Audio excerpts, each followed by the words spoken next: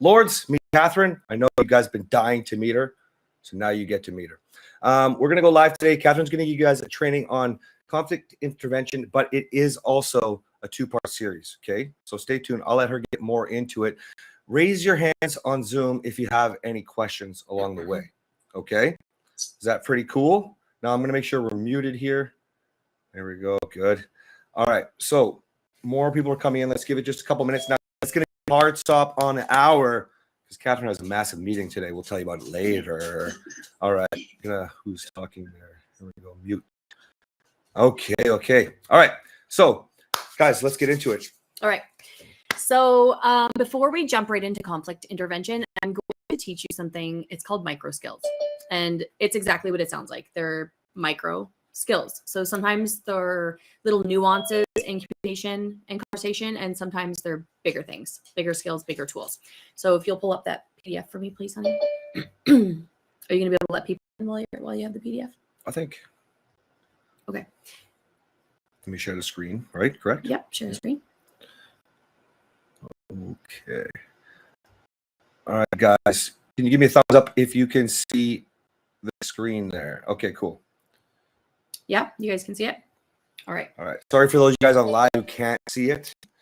I don't know how you do this with actually, that ding-ding going the whole time. It's just people coming in and out. I know. All right. All right. So these are just some things that you have to keep in mind. So long before, how do you focus with the doorbell ringing like that all the time? Oh my goodness. Can we turn it off? No, I don't know how. Okay. Oops. Oh my gosh. I've done something. Bear with me, please, folks. Why is it not taking? I don't know. Get down, Finn. All right. Can you guys still see the screen there? Okay. Where it says communication skills. All right. So these are some, like I said, they're micro skills that I'm going to just go over before we talk about conflict prevention. Because if you try to manage conflict without having the proper skills ahead of time, then you're going to crash and burn. So some of them are super simple and they'll seem really familiar to you. And some of them, even though they're familiar, you might be doing them completely fucking wrong. So just bear with me here. So the first one is to use I statements. And I know everybody thinks that they use I statements, but there's a few things that people don't really recognize. And so when you use an I statement correctly, you say I feel, and then you follow it with an emotion. So you don't follow it with I feel like. Can you stop moving that around? Yeah. Thank you. There's a lot going on. You guys should see what he does over here. This is wild. Anyway, I feel emotion. So if you are about to say I feel like, odds of you saying something that's actually about you and it actually is an emotion is really slim. It's probably a judgment on the other person. So if you catch yourself saying I feel like, take the like out of there and replace it with what you're actually feeling, because that's what you're trying to do. I feel frustrated. I feel disconnected. I feel sad. I feel happy. I feel whatever emotion you want to put in there. Okay.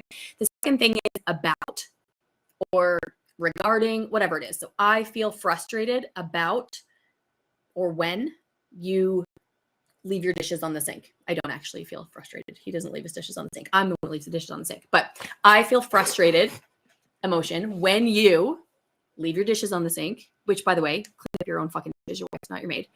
And then I need, unless she likes to do it, and then let her do it. And I need. So I feel frustrated when you do X, Y, Z, and I need. Then you have to state the positive need. The positive need is telling them what you want, not telling them what you don't want. So I need you to put them away. Negative need would be I need you to stop leaving them on the counter. Does that make sense? So you say what you want. So you don't say I need you to stop yelling. You say I need you to speak tenderly to me. Okay? So positive need.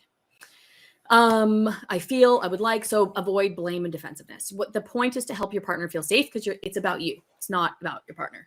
It's about you, how you feel. It's all about yourself. Remember that. The second thing is to avoid absolutes. So an absolute is something like always or never. Like you never help with the laundry. You always ignore me when I talk to you. You could say something, I feel overwhelmed with the amount of laundry and I would love your help on Saturday mornings. Then you're bringing in the I feel statement. I feel emotion, overwhelmed with the amount of laundry. So you state what it is you're actually feeling overwhelmed about. And positive need, I would love your help. Not, I need you to stop sitting on your ass on Saturday morning. I would love your help on Saturday morning. Okay. The reason that we want to avoid absolutes is because the moment that you bring in an absolute, your partner automatically starts to think about the one time. So if you say, you never help me, what does it say? You never help me with the laundry. Your partner's going to say, what? And he's going to remember, she, I'm usually coaching women. Your partner is going to say, what do you mean? They think of the one time they did it, could have been 2 years ago, but to them it's fresh in their mind like it was last week. And so you say, you never help me with the laundry, and it inspires defensiveness, because your partner, when you say always, you always do this or you never do this, automatically your partner is going to go into defending that statement, because it's not true. You shouldn't be using absolutes, because it's very rarely that an absolute would be true. Would you agree? Yes. Yeah. Yeah. Except for you always want me. Oh, that one. Yeah. Yeah. Yeah. And that's not a judgment. I don't have to defend myself. Yeah. All right. Scroll down a little bit, please. Use feelings. So about the I feel statement, use your emotions and then validate those feelings. I hear your feeling. I'm sensing your feeling. That sounds XYZ. Seems simple, and it is simple. So we can scroll past, keep going. Avoid your own agenda. All right. So there are some conflict intervention strategies where we encourage you to take notes, because it shows that your partner, it shows your partner that you're listening, that you're paying attention. And so you want to also get it right, because your goal is so it says avoid your own agenda, because you're trying to listen to what they have to say. And I have this in capital letters. Do not formulate your response as your partner is speaking. We've all been guilty of this. And if you're not conscious of it, that's exactly what you'll be doing. So as your partner is speaking, you're thinking about how to come back with whatever smartass remark you're going to come back with. Be quiet. Don't say anything. Listen. Think about what they're saying. Try to be empathetic and validate. And we'll talk a little bit about that as well. Use non-defensive responding. All right. So defensiveness is one of the 4 horsemen. You talk about the 4 horsemen? Yeah. Yeah. So defensiveness is one of the key indicators of divorce, one of the 4. And I have 4 things written here. And so the first one is check your jersey. So the reason I say check your jersey, literally look down at what you're wearing. Look at your jersey. You're on the same team. And if you're not on the same team, you need to get on the same team. This is your partner. Number 2, if you feel defensiveness creeping in, ask your partner for a reframe rather than responding with defensiveness. So let's say your wife or your husband says to you saying, what do you mean? I always helped with the kids. I just did this and I just did that. And actually you blah, blah, blah. And you start being defensive because you feel attacked. Ask for a reframe. So could you word that a little bit differently? Are you sure? Could you word that a little bit differently? So the moment you start to feel yourself getting defensive, ask your partner for a reframe. Your partner, if you are not getting defensive and you ask your husband or your wife to reframe something, usually they will. Agree? Yeah. Yeah. He always does. I never have to ask him for a reframe because he's perfect. That's not entirely true. Yeah, it is. Okay. Ask questions in response to your partner. That goes without saying, and show empathy. Use open-ended questions.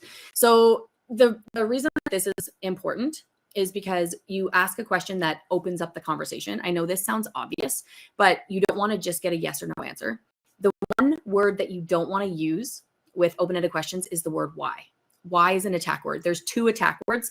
One of them is why and one of them is you. When you start a question or your partner should be your best friend. If you can help your partner not to get defensive, nobody likes getting defensive. I was the queen of defensiveness, and it doesn't feel good to be defensive. It doesn't feel good to be in that place where you feel like you have to defend yourself and you feel like you're being attacked. So you don't want your partner to be in that position either. So if you can remember, don't say why, because it's an attack word. Say, can you tell me more about? Okay. Don't say you. Think of a different way to say it. So you always, why don't you replace that with I feel frustrated rather than you always, because it's those 2 words inspire and evoke defensiveness, which we want to avoid. Summarize and reflect. So this goes back to avoiding your own agenda. When your partner is speaking to you, we have all gotten into the habit of, we might listen and we pick up certain things, but then we respond back without actually showing them that we've listened. And so sometimes we've both been guilty of this. Not very much anymore, of course. That's why we teach these things. But you listen, but then it's almost, your partner feels like you didn't listen because you didn't reiterate anything that they said. And in fact, you glazed over everything that was just said. I was really bad for that, actually. He would say, did you hear anything I just said? And I'm like, I heard everything you just said. I just didn't show him that I heard it. So you're going to summarize. So what I'm hearing you say is da-da-da-da-da. Ask him if you got that right. Is that right? Good. Now you can talk. Now you can formulate your response. Validate. Is there another page? Is there a third page to this one? Yeah. Okay. Validate and empathize. So validation, I want to touch on this because when you validate and when you empathize, it doesn't mean that you're agreeing. So your partner could be completely wrong and completely batshit crazy about what they think, what they just did, but you want to validate their emotion. So let's say, I'll give you a good example. So I had a client at one point whose husband drove through the neighborhood so fast, and there were children in the neighborhood. So a dad got in the car and followed her husband home and just tore a strip off him for, I don't even know how long, in front of the house, and just screamed at him, offered, threatened to call the police. And of course, the client was in the program, and so she was really proud of herself. It was one of the moments where she wanted to jump in and get on, the attack team and say, well, you should have been driving fast. And there were kids in the driveway. Listen, somebody's tearing a strip off your husband for speeding. He knows that he did something wrong. He feels frustrated that someone just followed him home. So you know what you do? You validate his frustration. Oh yeah, that actually really sucks that he yelled at you for that long. That must feel really shitty that he followed you home. That, like, I would be scared if somebody followed me home. So you validate how they're feeling. You don't validate the incorrect thing that they just did, because it wasn't cool. It wasn't cool. He drove through the, residential neighborhood going super fast. Not cool at all. But you still want to validate how they feel because you care. Even if they're wrong, you still care about how your partner feels. And if you don't, that you care how they feel. And so validation and empathy, I have a really hard time differentiating between the two, because when you validate and when you empathize, they should come out looking like a very similar animal. They shouldn't look that different. Do you want to touch on? Yeah, I'm gonna try to tee you up a little bit, Yeah, if that's cool. So a lot of why I want to talk about this with you guys is because a lot of you, in following the reset, becoming a Lord, you're simply trying to really validate with a stat response. Okay. And as you're validating, I understand where you're coming from. I appreciate how that must feel. What you're doing is you're falling into your nice guy and into a more approval behavior. What Catherine mentioned was you don't have to agree when you're validating. And a lot of don't really understand empathy. So just put yourself in perspective, right? Imagine what it would feel like, using that example, right? To be yelled at would be terrible. It would be nice if your wife validated you for how shitty that felt, because you shouldn't have been speeding through the neighborhood, right? It's understanding what the feeling is, not just giving in even though you disagree. Okay. Yeah, you can disagree and validate and show empathy all at the same time. In fact, a lot of the time when you validate what someone is going through, or when you empathize with how someone is feeling, you don't necessarily have the same point of view on what happened or what's going on. Especially if this is something between you two. Like that example with the driving had nothing to do with partners, right? Yeah. Okay. And that's something that we're going to cover today, is different types of problems and different ways to intervene when there are issues and conflict. Cool. One of them is something that had nothing to do, like that the guy driving, following him home. That's not a problem that's outside your marriage.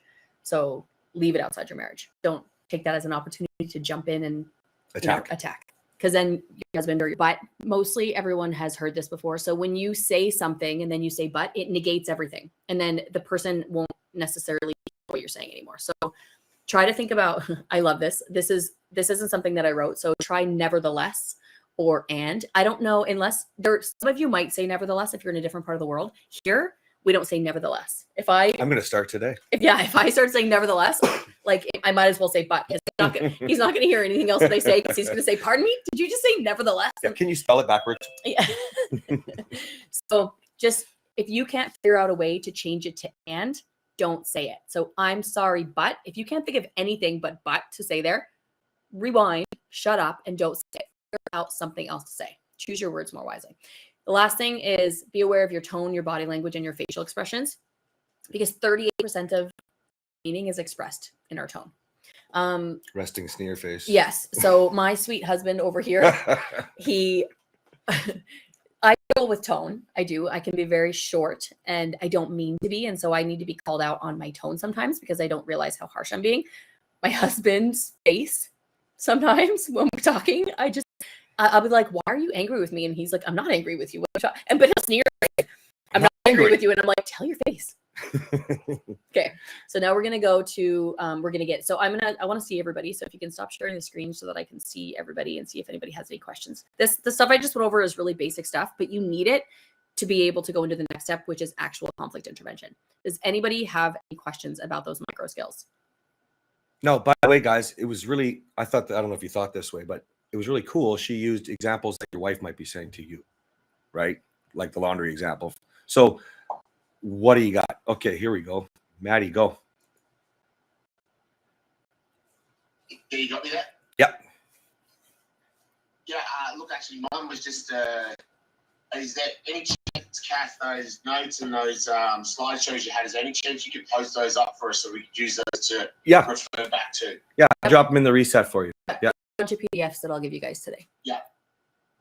Awesome. Yeah, no worries. No, I thought that was really good and quite easy to understand. So thank you. You're welcome. There's a video that goes with it. I'll give it to you to post in the reset too. The video has been updated. The PDF hasn't. So the video is much better than the PDF. We'll definitely drop that in. Any other questions? Oh, I think we have. Okay. So I need you to go to, I need to see so I can see what to open. Okay. Share this screen here. Okay. Yeah, you guys are going to see what it looks like for the women that sign up for the White Defense Project. You're going to see what is in some of these modules. Okay, can you see that screen? Josh Webb raised a hand. Yep. Do you want Josh to ask Yeah, question? go ahead, Josh. Josh, go ahead and ask your question, bud. You might be muted.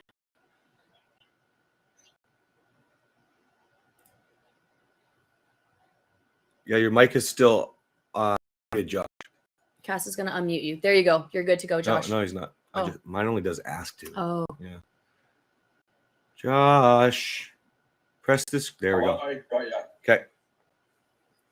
Just wondering if it would be fair to say or be fair to use all these things with your kids as well. Absolutely. Everywhere in your life, actually. Yeah. 100%. Awesome. 100%. And your kids will pick it up fast. So if your wife isn't, or if you're a woman watching this live right now, if your husband isn't communicating this way, it takes longer for a husband or a wife, an adult, to relearn these skills than it does for a child. So if you role model this, your child will pick it up much more easily than your husband or wife might. Yeah, perfect. Kelly, go. Yeah, when you're talking about the Y and the U as attack words, is that necessary? Because I whenever my wife's explaining something, she might be explaining a feeling or a situation, and I will use the Y and to kind of get her to elaborate. Why did that make you feel so? Should I be rephrasing that differently, or is that an okay scenario to be asked why? that you should rephrase it. So you can ask why if you're having a conversation that is nowhere near conflict. So let's say, I think you said cooking. Let's say she's cooking, she's baking, and she puts in, some baking soda. I'm not a baker. I don't even know. She puts in baking soda, and you say, why is it a teaspoon instead of a tablespoon? She probably isn't going to lose her shit on you for asking, a simple question about like just a fact for baking. And it's also not a judgment call on her. It's actually just a recipe. So there would be situations where why is not going to inspire defensiveness. However, if she set the timer for 35 minutes and she put the whatever it is in the oven and you say, why did you set it for 35 minutes? She's going to think he's telling me I'm wrong. She could. It doesn't mean that she's going to, but you want to get away from that. So if you're actually curious, a way to be curious and ask her to elaborate is, can you tell me more about the oven being set for 35 minutes? But why did you set it for 35 minutes? She might be like, why? Is there something wrong with that? Did I do something wrong? And that's what we teach in the reset too, right? So when you're going through that response, the curiosity, always, can you tell me more? That's the easiest way. Yeah.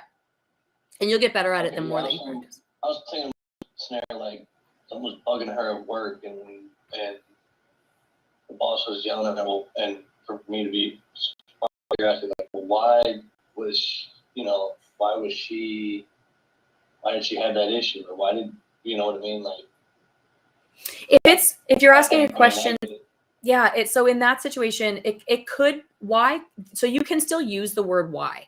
It's not a negative word, but in the context of conflict, if you are managing conflict, intervening with conflict, talking about something that's conflict infused, or where there could be any sort of judgment placed or perceived judgment placed, or there could be defensiveness that might be invoked, you want to avoid that word. So, for example, if she's talking about a situation at work where the boss was yelling at someone and you say, well, why was he yelling at her? She's not going to get defensive over that probably because it's not about her. Yeah. And I hope we can, this is going to be at least a 2-part series, maybe a 3-part series, because there's a lot that goes into conflict intervention. But there is an intervention that is all about outside conflict and what you should do to discuss outside conflict and not bring it into your marriage. And in those situations, it can be a little bit more easy to use words that you wouldn't normally use in conflict because it's not about the two of you. It's not going to be taken offensively. But try to think about this like we do with a lot of the things in the reset, guys. Like if you can keep it simple, not choose when to use why and when not to, just remove it for right now, you're going to move forward faster.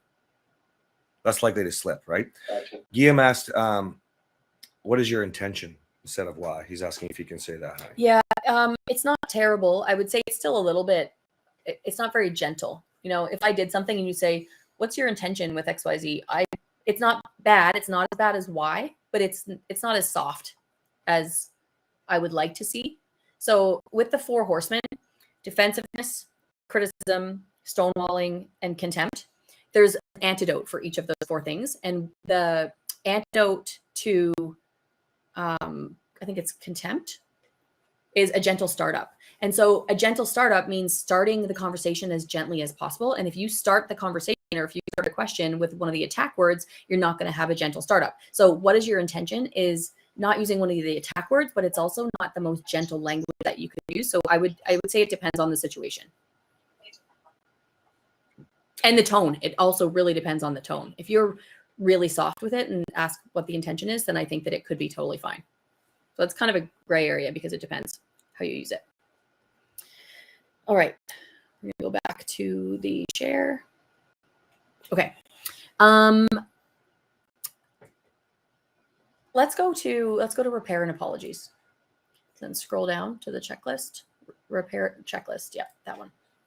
Okay. So a repair, this is so when you're in conflict, you don't always necessarily have to say you're sorry.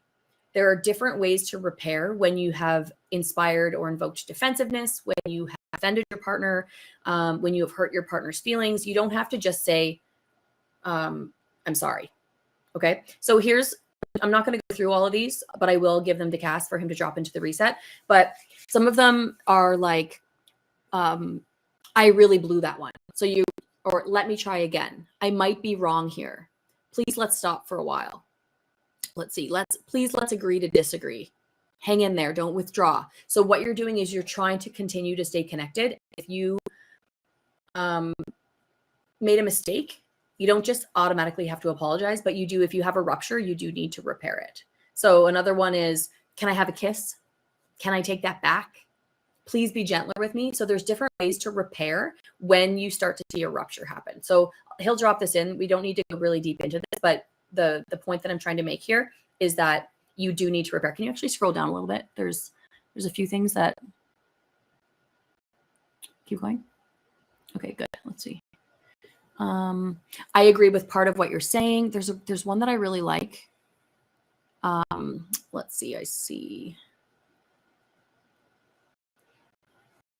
the one, like I didn't mean to. So I don't see it on here, but if you hurt your partner's feelings and your partner gets upset, you can say, I didn't mean that.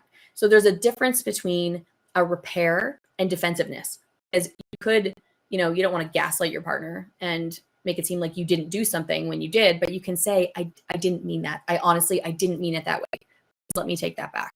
And it's not, I didn't mean it that way. Don't be so sensitive. That's not very nice. Not a very nice way to do it. Even saw my sneer face there. Mm-hmm. This one is really powerful too. Like when you think about undoing some of the terrible things that you say when you're angry and you are getting defensive, we almost all say things we don't mean in those moments, right? I know we drop the D word so many times in like meetings. Oh my goodness. So, think about that, guys. This is one of the reasons I wanted you guys to see this, is because of the conflicts that you guys are going through right now. Okay. Yeah. So I'll give this to Cass, but just things to be mindful of. Okay. Now go back to the modules.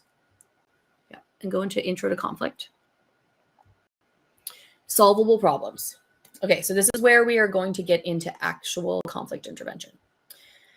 Solvable problems. All right, I have to lean a little bit closer because some of this. So this, you should be able to do this in 15 minutes. So you're going to use this to help determine areas of disagreement in your marriage. Now, 69% of the problems in your marriage are not solvable. They're called perpetual problems. They're things that are rooted in your core values, and they're never going to be solved.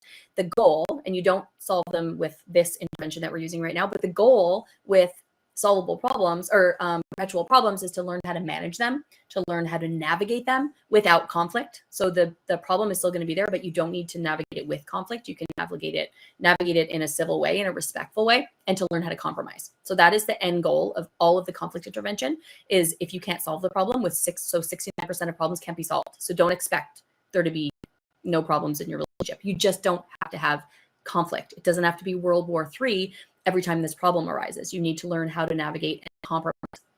But if 69% are perpetual, then that means 31% are solvable. So what happens is in marriage and in other situations, so I don't remember his name, talked about using it with his kids. You can use this in the workplace. There's going to be perpetual problems everywhere and solvable problems everywhere. So before you start navigating what to do and how to manage your conflict, you need to figure out if it's solvable. If it's solvable, fucking solve it and leave it alone. Don't keep coming back to it.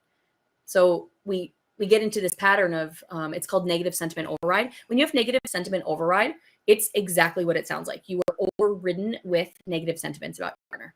And so you can't see the positives. So your partner, whether that's your husband or your wife, might be doing really nice, positive things, but you are seeing things in such a negative lens that everything just looks negative. And so sometimes there'll be a solvable problem that you don't solve because you're in negative sentiment override and you think the world is crashing down when it's not.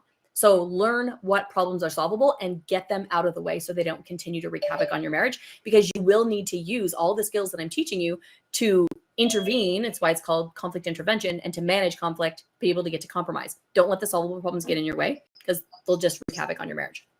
Okay, so solvable problems are relatively small. A solution can be reached. They might be annoyances or challenges, scheduling issues. They cause minimal frustration. So they cause frustration. If you're in negative sentiment override, then the frustration is going to feel higher than it needs to be. So that's why it's really important to try to see things through a more positive lens, through a lens of gratitude and compassion and empathy. Okay, validating your partner, like we talked about. Lover's list. Okay. So there's room for compromise in a solvable problem, and a solvable problem, like there's a lot of room to compromise because you should be able to solve it. So perpetual problems, like I said, 69% will not be solved. They're more intense. There's a lot of underlying conflict, and they're rooted in your core values. And they can also be sources of gridlock. Gridlock means you're at a standstill. So if you think about putting your knuckles together, I don't know if you guys can see me because I'm sharing my screen, put your knuckles together and try to move them. You can't move them. You're gridlocked. Okay. So using the criteria, this is an activity to teach you, but identify one solvable problem from the list of common family issues below, or choose your own. So some of the issues are housework, childcare arrangements, money, finances, family meals. There's lots of things that I have on this list. Cass will drop it into the reset for you. I'll probably have a little folder called Catherine or something. Yeah. And you want to figure out what is solvable. So let's use the topic of housework. So it could be that housework is a perpetual issue, but housework shouldn't need to be a perpetual issue. You know, if you are an extreme clean freak, neat freak, and you married a hoarder, that is going to be a perpetual issue, but that's something that you probably should have been a little bit more careful about. Housework shouldn't be a perpetual issue in marriage unless the people are two polar extremes. Okay, so if it is two polar extremes and this is a source of gridlock, or it's a perpetual problem, then you're not going to use this intervention. This is you can look at it and you can say, okay, no, I need one of the heavier interventions because this is rooted in my core values. But if you think about housework, laundry, for example, dishes on the sink, if you go in with your micro skills and you start opening up a conversation, I feel frustrated when you leave your dishes on the sink and I really need you to put them in the dishwasher, whatever, put them on the counter, the sink, whatever it is that the issue is.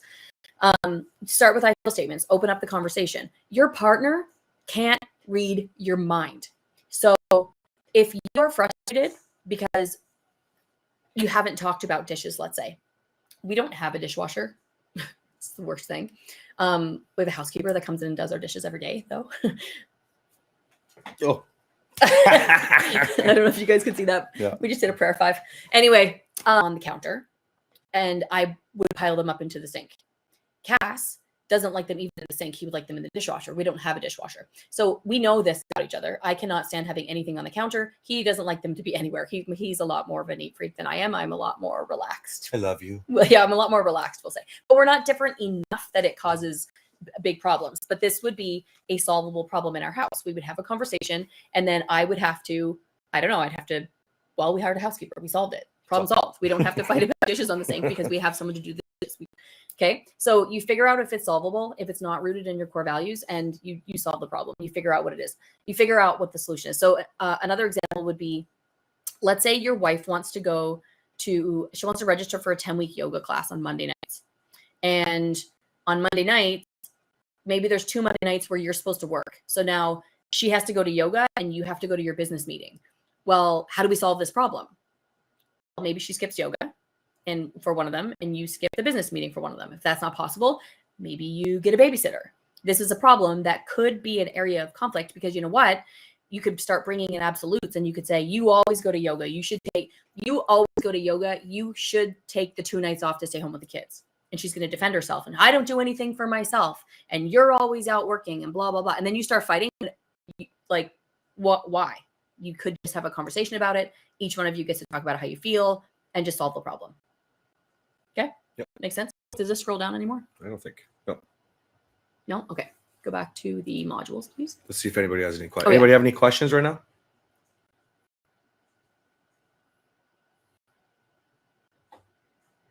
Yeah, Cass. Yeah. Hey, Catherine. I really like the one that the batch you had there on the 69% of problems aren't resolvable. The situation, like obviously for me, damage done, all that stuff. I do feel that my wife is trying to solve every little problem. And I'm also a firm believer in exactly what you just said, is in there's certain things we're just not going to fix, and they don't need to be fixed, or they're not really a problem, and we need to move on. And so I'm a little bit maybe too cut and dry, and she's maybe a little bit more emotional. Is there any tips you got to sort of steer away? Like, all right, so I recognise this is not really a solvable problem. It doesn't really need to be a solvable problem. My wife's trying really hard to solve the problem. Is that just jump in and start and love her through it and wear it? And just sort of tips to get away from that sort of area. Yeah, so there's a flow to conflict intervention. So if you know that they're not solvable, so the very first step, well, first of all, use your micro skills that I just went over with you. The second step is figure out if it's solvable. You're already recognizing, okay, we have all these problems that they cannot be solved. So that means they fall into the category of 69% are unsolvable. Totally reasonable. Most of them are not going to be able to be solved. Now, what your wife wants to do is your wife isn't feeling like she's gotten to a conclusion yet. So is there any way to steer away from it? I would say no, you don't want to steer away from it. You want to actually drive right into it. You want to get up to your ears with these things that she is considering problems. You sounds like you're a little bit dismissive. You want them to go away. It sounds like she also probably isn't presenting them to you in a way that's allowing you to be open. So if you're in Cass's program, which you are, you can love her through those things, but I want you to drive into that conflict, and I'm going to tell you how. So after you figure out it's not solvable, the next step is, can you go to the modules, please? The next step is, it's called the Gottman-Rappaport intervention. And I teach the Gottman-Rappaport intervention in a series of steps. I think it's on a different screen. Yeah, where to go? So this is the half wrap that we do, Kaz, I'm assuming.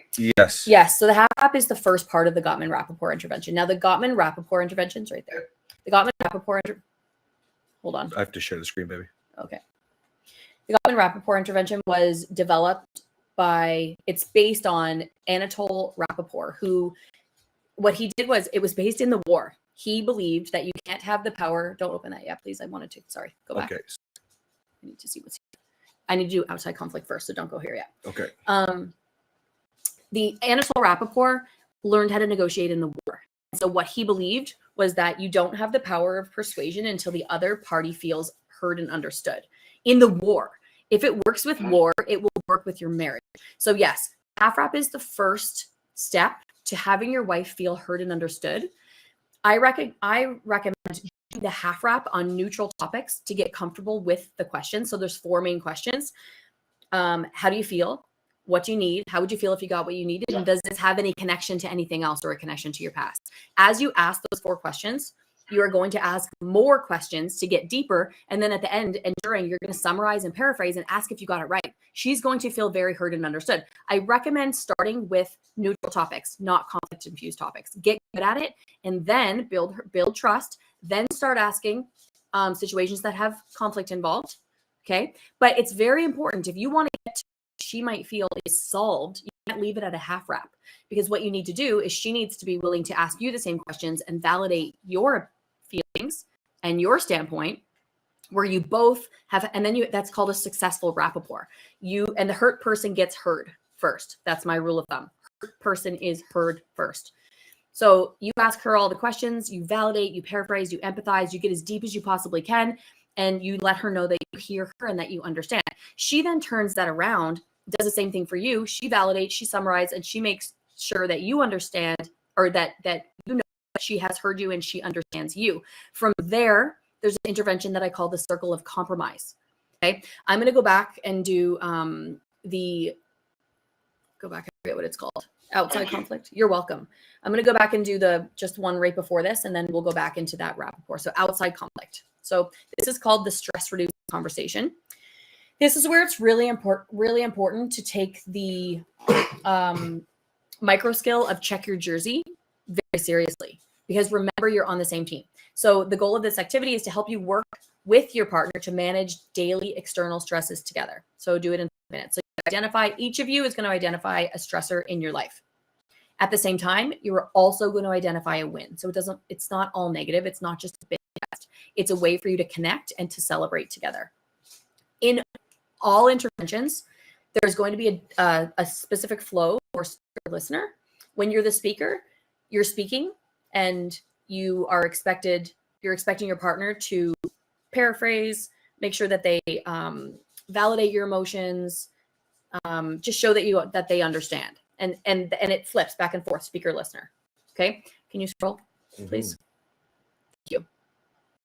The rules here are you're going to use your micro skills, and if you have the micro skills and your partner doesn't, you're role modeling. You're not going in and correcting. You can ask for a reframe, and you can absolutely set a boundary if you see one of the 4 horsemen, but you're not going to be going in and correcting your partner. When you are speaking, you're going to talk about how you feel, use your emotions, use your I statements, use your micro skills, and then after you talk about it, you're going to end with a win, and then your partner is going to show that she understood you. When you're the listener, so when your partner is speaking, you're trying to understand. Okay, you're not trying to when you're having these conversations, your goal is not to persuade your partner in any which way. You're trying to understand your partner. So it says here, make eye contact. That's really important, because when you're listening to your partner and you want your partner to know that you are listening and that you care, you make eye contact. Don't look off into the abyss when your partner's talking. So all the micro skills, it just basically summarizes them. So validate your partner's emotions, empathize with the feelings your partner expresses, briefly summarize your partner's description of the stressful situation. So don't use the 4 horsemen. Don't side with the enemy. So that's where it's really important, like I said, to check your jersey. So this is something that you're going to do you can do it regularly. It's going to help you connect. It's going to help you get on the same team. And it can be about anything, but not something that is going to affect your relationship. So something at work, you could do it. It can be about the kids. We're really good at talking about stressors with the kids because we're on the same team when it comes to parenting. Not every parent is, and it can cause extreme conflict. And so if it's something that's going to cause conflict for you in your marriage, then this is not the intervention to use. The half wrap and the full rapport and the circle of compromise is the flow that you would use. I can't reiterate it enough. This is for something that is not going to cause marital conflict. Anything from outside your marriage. Does anybody have any questions on this one? So it's called the stress reducing conversation. Okay, Jeff's asking if this would be first order change or second order change if you share your wife. Well, Jeff, just ask her if you can share something with her. You guys are both doing work already. So, hey, I saw this cool training today. I'd love to watch it with you. Got to go from there. It's only going to be first order change if your wife, that's the desire to actually make a change, to learn, right? So now you guys can implement into your conversations and use this for conflict. Okay. Questions? You're welcome, Andy. Any other questions, guys? Nope. Where do you want to go? Back to the module, please.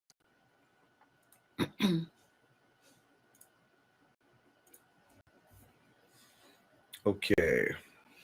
All right. So I just went over the half wrap. So when you do the half wrap, the purpose of the half wrap is to build trust with your partner. So you do the neutral half wrap multiple times. So you ask those 4 questions, you get an understanding, and you build trust. Once you get good at a neutral half wrap, you start doing a conflict half wrap. And remember, it's not about you in this moment. You're building trust with your partner. So you might have a lot to say, but this is not the time to say it. Your partner, if he or she is very triggered by the situation, your partner's not going to be capable of doing the other half of the rapport. Especially if they're not doing any personal growth or any work, they may or may not be able to return the favor and do the other half of the rapport, and it will cause you to have a terrible rapport.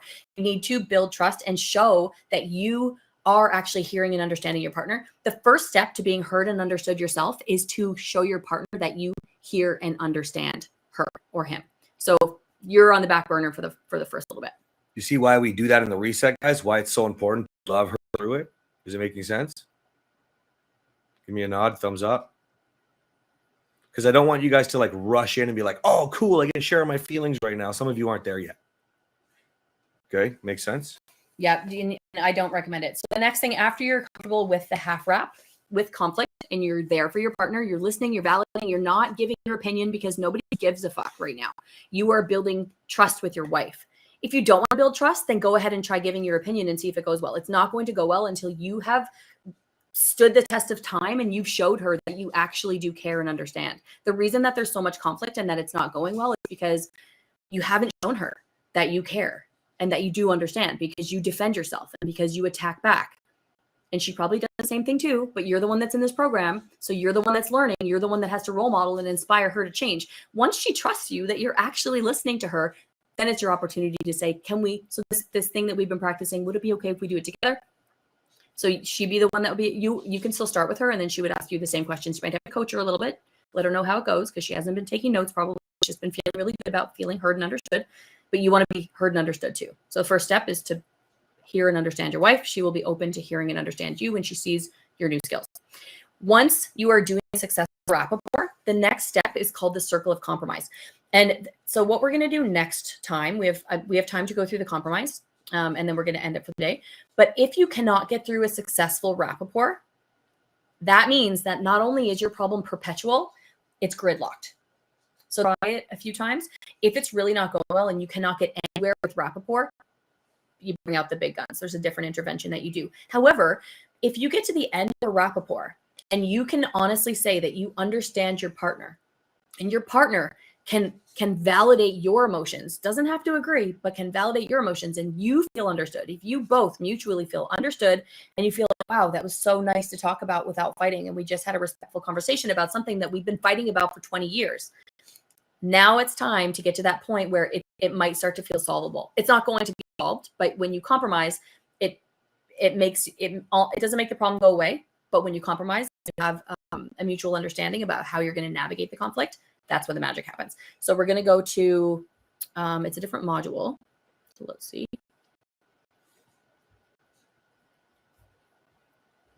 Go to module 5. And then circle of compromise.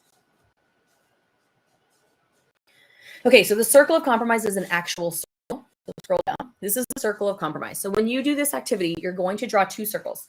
The inner circle, it says core values. You do not compromise on your core values. Then you draw another circle. This is the area that you can be flexible in. Okay, so if you scroll up, there's a PDF there, or you can just scroll up and we have this text. So from your rapport and dreams within conflict, dreams within conflict is the bigger intervention that you would use if you're gridlocked, if rapport did not work. But we're going to learn that next time. So from your rapport, we'll go through rapport in a little bit more depth next time. So the next time we do conflict intervention, we'll go through how to execute rapport and dreams within conflict. And no matter what, whichever one you end up whichever one is successful, the next step is compromise. So you're going to, would you consider to be core values? So these are areas that you are not flexible and you're not going to compromise. Ask your partner, please help me understand why your core values are important to you. What feelings do you have regarding these core values? What do we have in common? How can we accomplish our goals? Help me understand your flexible areas. So you talk about everything that's in there. Okay, let's see. Sacrifice should be mutual and never one-sided. So if you are sacrificing, your partner has to sacrifice as well. Like when we got so many chickens. We joke about compromise. He says, yeah, my wife wanted chickens and I didn't, so we compromised. We got chickens. We got like 18 of them. We We do compromised have- really well. Yeah, we did compromise. Yeah, you're a really good compromiser. Yeah. Okay. I would like to have like 100 chickens. So I think 18 is a compromise. We compromised for sure. I had no idea. You see, you just have to listen. Yes. Okay. I'm going to open this PDF because I think I have some examples in here. I don't actually know if I have any examples in here. Okay, What let's did you use just this. ask them for? Let's use, sure, but I'm going to just give an example of how Okay. to do it. So the core value, so maybe a core value, and this is not something that's related to conflict. We have a question that I'll in just a second. A core value is a full night's sleep or a healthy diet. So let's just say that's your core value. If your partner, so if you want to eat vegan and your partner wants to eat McDonald's every day, and that's your core value. Let's just say that's your core value. You want to eat healthy. Your partner literally has does not want anything about healthy and wants to eat McDonald's every day. Those are two polar opposites. So this isn't a healthy diet. Usually would be something that you really have to compromise too much on. It's probably not something that you're not going to have a rapport or a dreams within conflict about a healthy diet, but you might have to. It could happen if you're very different. But if your core value is a healthy diet, what you're right in the areas of flexibility. So you want to make sure everything is healthy, but what are you flexible about? Well, I'm flexible about if we have what protein we eat. I'm flexible about how many meals I have a day. So maybe sometimes I don't care if we have 3 or I don't care if we have 5. I'm flexible on that, but they have to be healthy. Maybe for the McDonald's person, the core value is I need to eat McDonald's. Well, maybe the flexible thing is I don't need to eat McDonald's. McDonald's is no way a sponsor. Maybe the flexible area is I can have McDonald's once a day or once a week, but I'm not giving up my McDonald's. I'm not doing it. And so that is where you see you have a core value. What is flexible? So again, the full night's sleep. So a full night of sleep, you might need a full night of sleep, but what does that mean? Anything more than 6 hours is a full night of sleep. Maybe you say that's what's flexible. Bedtime is flexible. The time that you wake up in the morning is flexible. The kind of pillow that you have is flexible. If you have an alarm clock or not is flexible. So what you go into this thinking is that whatever is in that middle circle, you're not going to compromise on. So I'm not going to sacrifice not getting a full night of sleep. But we can talk about what time we go to bed. We can talk about if we go to bed at the same time.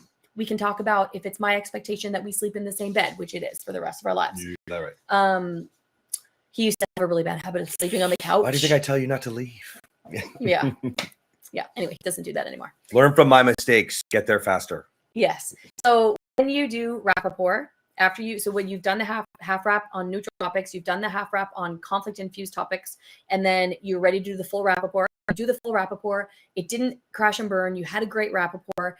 Then you go into the compromise activity and you literally draw your circles. What is my core value? And it's important. You might not even know your core value. So it's going to be really important to determine that, because if you don't know your core values, how is your partner going to know? Again, your partner can't read your mind.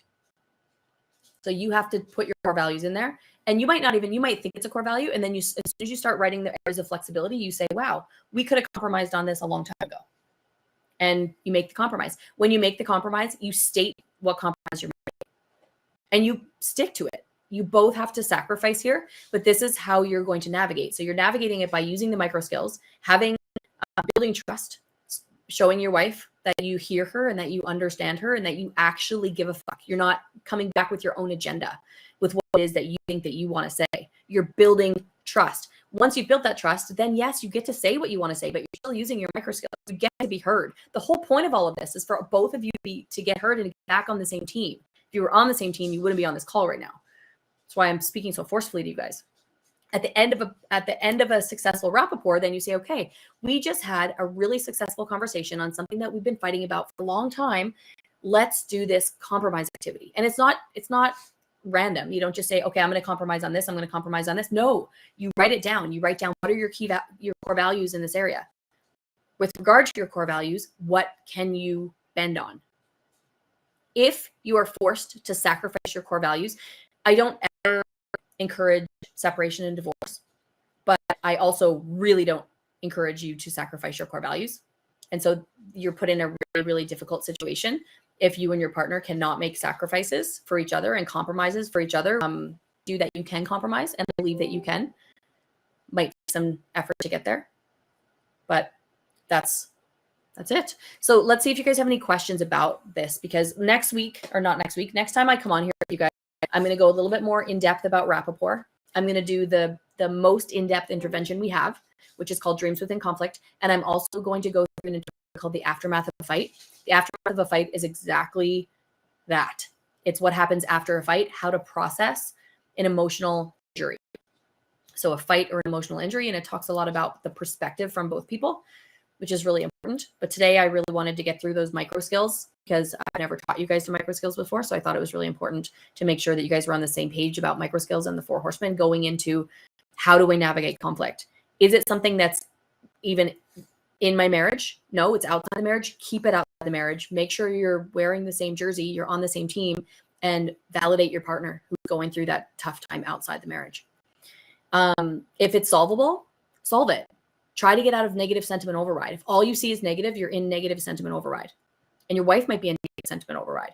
You can only influence her to get out of it. You can't make her get out of it. But you can pull yourself out of negative sentiment override. And when you get out of negative sentiment override, even a little bit, you can start to see that the problems that you think are huge, they're not. Solve them. Solve the problem and put it away. Where you're going to see the most growth is when you can determine which of these problems they fall into that 69% category. And then you start navigating them. Use your skills, navigate respectfully. Your goal is to understand and to show your wife that you understand her long before you get to be understood. But it's a, what is it you say? Short-term sacrifice for long-term gain. Only it Flipping rhymes. time.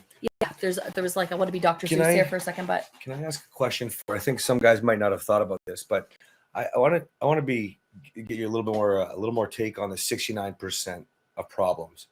It doesn't mean, and you can go into this more if you want, it doesn't mean that you have all problems in your marriage, right? Don't be looking for everything to be a problem that's not solvable because it's in the 69%. mm-hmm. Like we rarely have issues right now. Okay. So I don't want you guys to get confused, like looking at everything like solvable, unsolvable, looking for problems essentially. I just don't want that. I don't know if you have anything you want to add. Yeah, don't look for that goes back to negative sentiment override. If you're in negative sentiment override, you're going to find problems everywhere. But as you start to communicate, you'll notice as you start to communicate more effectively, and a big part of that is understanding your wife. Your wife, she could be savage, but that's not, women are not naturally, I know some women are, I have quite a bit of masculine energy, and I can be quite aggressive, but when am I the most aggressive? She's not. When I'm attacking back. when she starts to get defensive, guys. So, she recognized that she was quite, like, defensive was the toughest thing for her. But that's where I had to soften. I had to love her through it. I had to let her know that it was okay. That took a lot because you know how aggressive I was, right? So you don't have to be as bad as I was, but you have to recognize that you've created your own version of what she doesn't trust or what and she has to take responsibility too, right? But you can take the lead because she doesn't want to be in that energy. I can tell you that right now. And there's mental illnesses and mental issues that are going to change things a little bit, but your wife doesn't want to be that way. If your wife is defensive, if your wife is nagging, if your wife has that kind of energy, she doesn't want it. And you have so much power to influence your wife by understanding her, by listening, by being tender to her. That's the protector card. Mm-hmm. Be tender, protect. She knows you can defend her physically. You're probably twice her size. Can you protect her emotionally? if you don't understand her, you're not protecting her emotionally. If you think you're listening, but you're coming back with your own agenda, you're not protecting her emotionally. And that gives her the opportunity to get defensive or to want to protect herself. She doesn't want to live there. So try to get out of negative sentiment override. You have control to influence your wife getting out of negative sentiment override, because if you get out of it first, like he said, don't go looking for problems. If there are problems,